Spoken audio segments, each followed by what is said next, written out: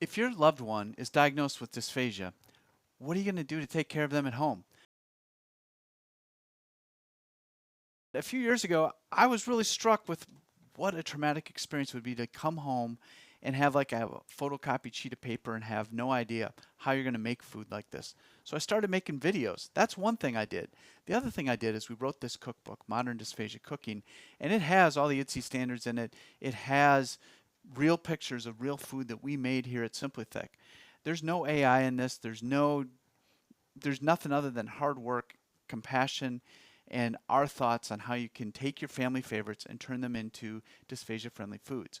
We don't tell you how to make a chicken because you already know how to do that and you know what chicken you like. And so we're just showing you how to take the techniques that I demonstrate every day on this channel and put them in a cookbook. We have colored pictures, we have breakdowns by sections and things like that, but what we were missing was that whole population in America that does not speak English as their first language. And so I was given a little bit of flack by some professors and people that I know that are Spanish speakers. And they said, John, why don't you have Modern Dysphagia Cooking in Spanish? And I'm here to tell you today, now I do. This is also available on Amazon. And this is just it is a Spanish translation of this book. And it's got all the same great information.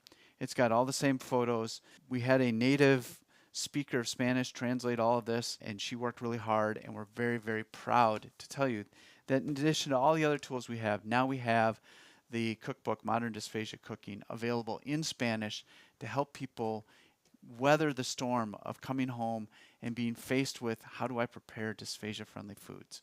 And it's all here. It tells you the instructions. It shows you how to do it. And so that's why we did it. We did it for people so that they can learn how to do this at home and they can feel comfortable that they are serving exactly what they're supposed to be serving to their loved one. So folks, please like, follow, share, and keep coming back for more great videos. Thank you.